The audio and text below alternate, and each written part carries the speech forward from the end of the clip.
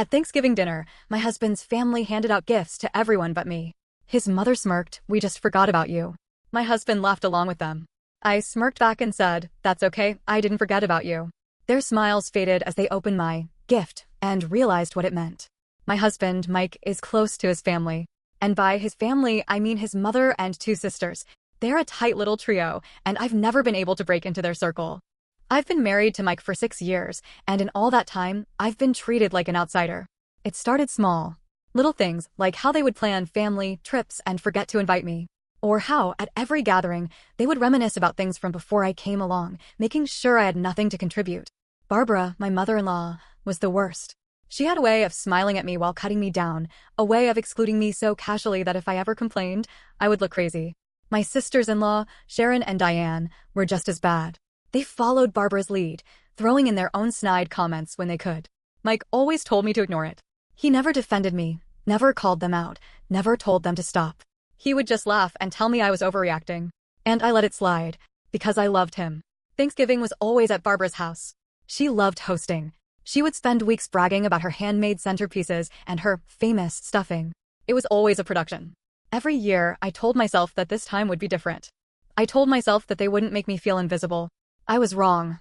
We arrived at her massive, perfectly decorated Connecticut home in the late afternoon. The house smelled like cinnamon and turkey, and everything looked like a Hallmark movie. Barbara had outdone herself. The moment we stepped in, I felt it. That familiar feeling. Like I didn't belong. Sharon and Diane greeted Mike with big hugs, then turned to me with polite little smiles that didn't reach their eyes. Barbara barely acknowledged me. Mike, of course, didn't notice. Dinner was fine. At least, as fine as it could be when I had to listen to Barbara talk about Sharon's promotion and Diane's new house, while ignoring me completely. I kept quiet. I smiled when appropriate. I didn't let them see how much it bothered me. But then, after dinner, Barbara clapped her hands together. Before dessert, we have a little surprise.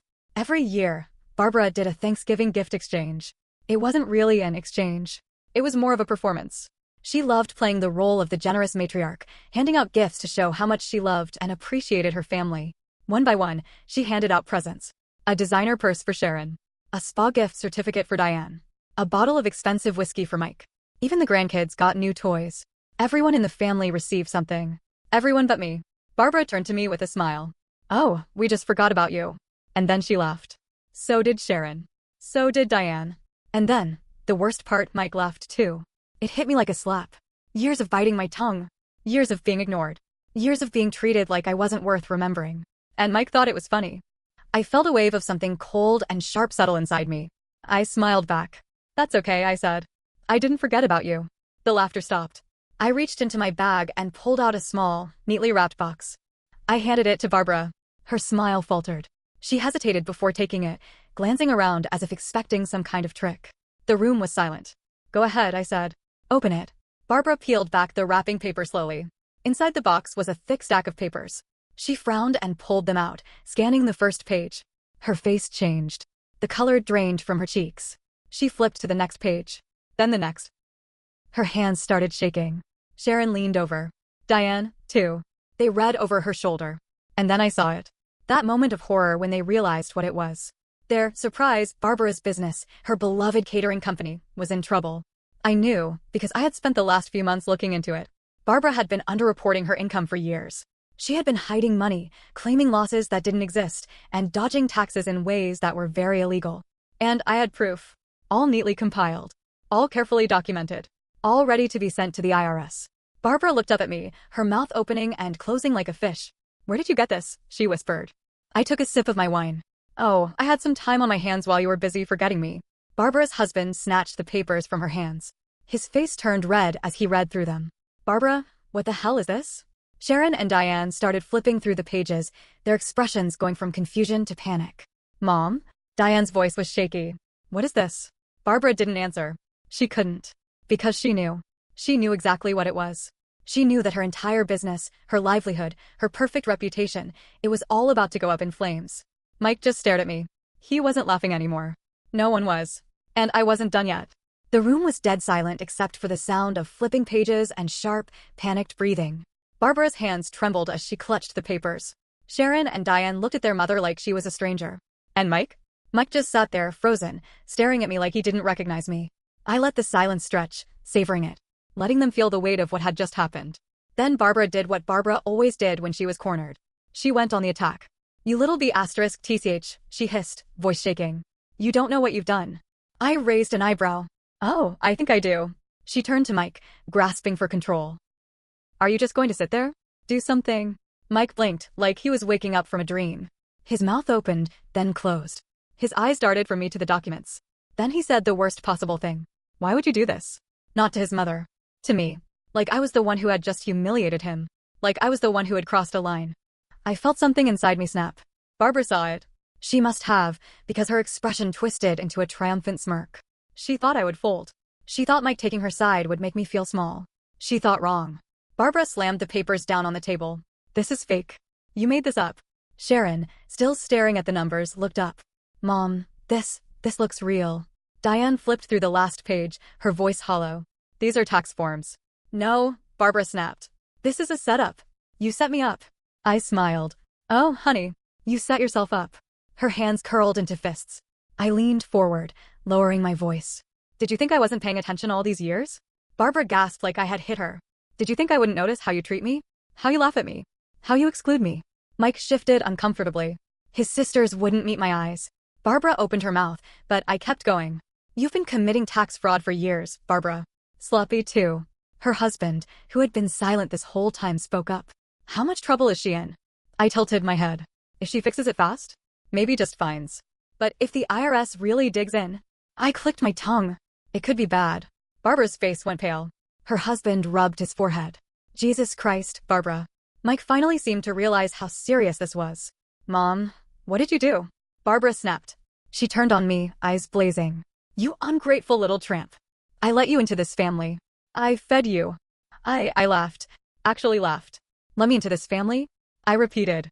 Barbara, you forgot about me tonight on purpose. Just like you've been doing for 6 years. She had no defense. And then came the twist I didn't see coming. Sharon suddenly slammed the papers down. How did you know to look into this? She asked. I raised an eyebrow. What? Diane's eyes narrowed. No one just digs into someone's taxes. You had to suspect something.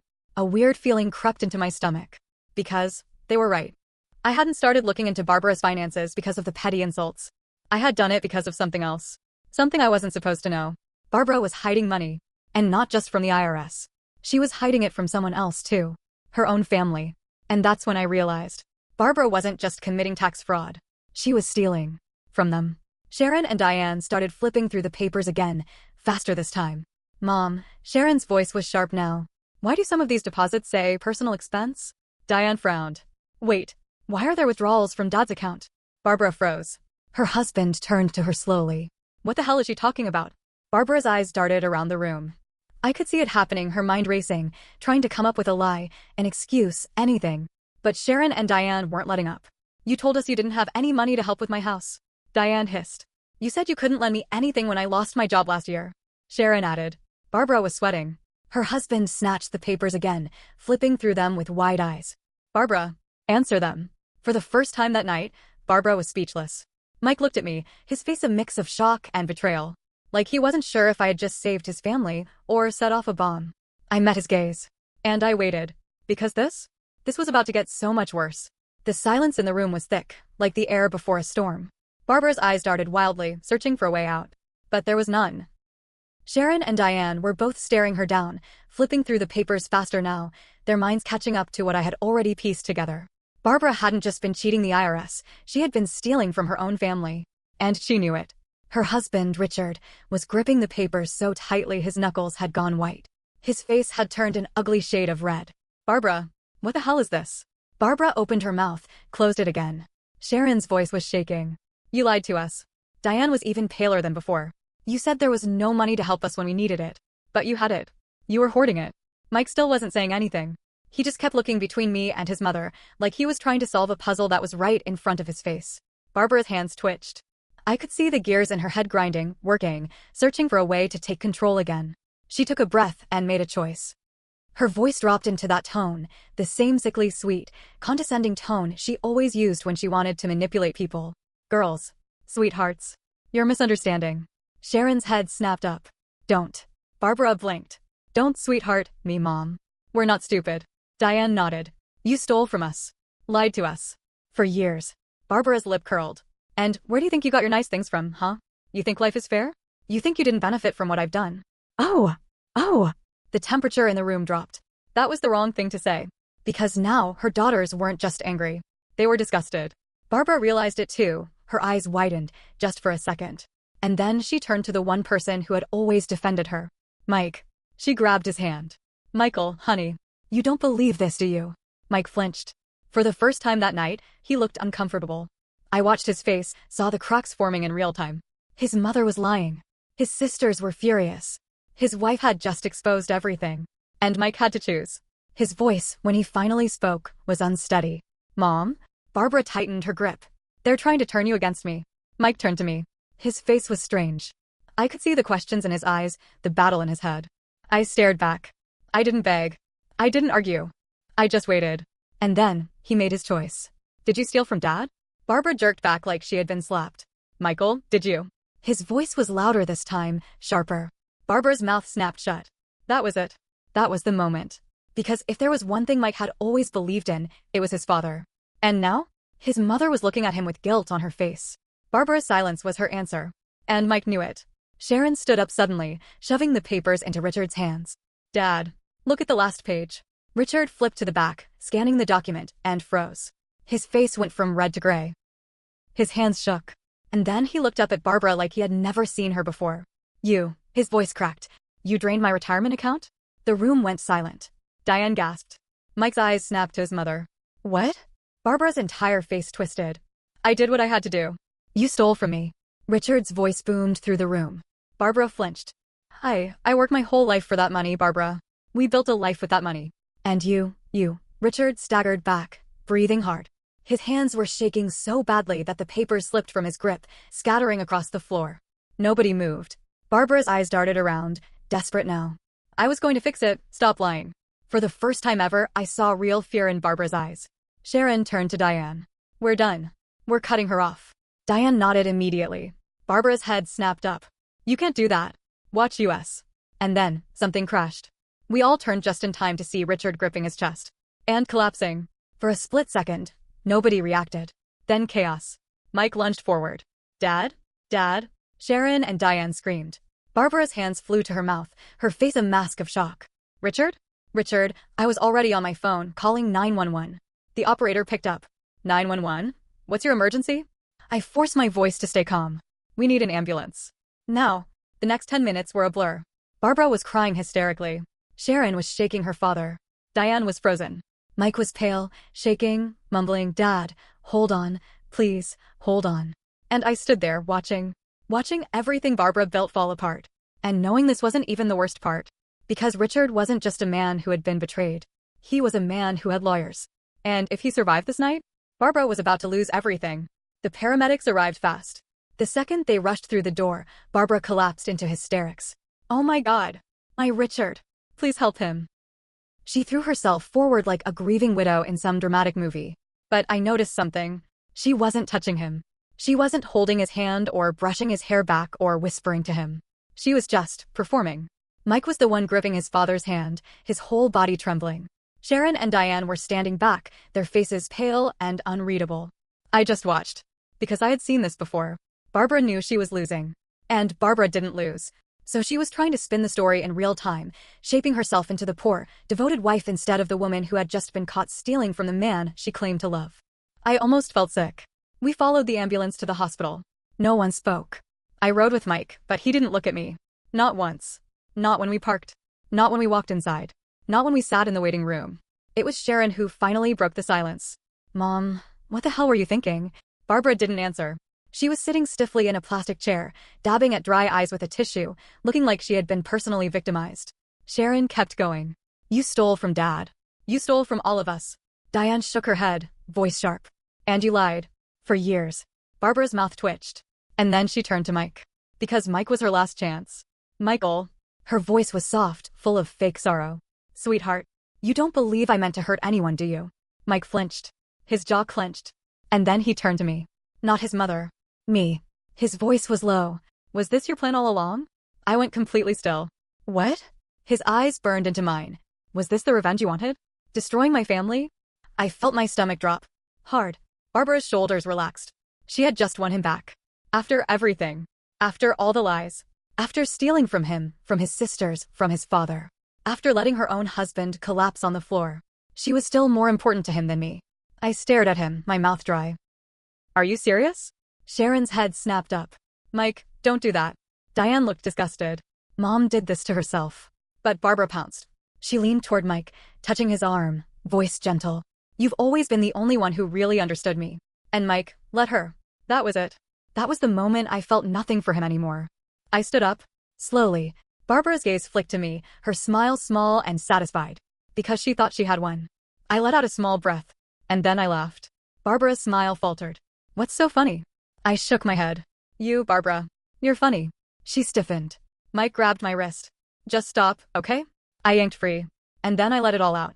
No, Mike. You stop. Everyone froze. I turned to Barbara first.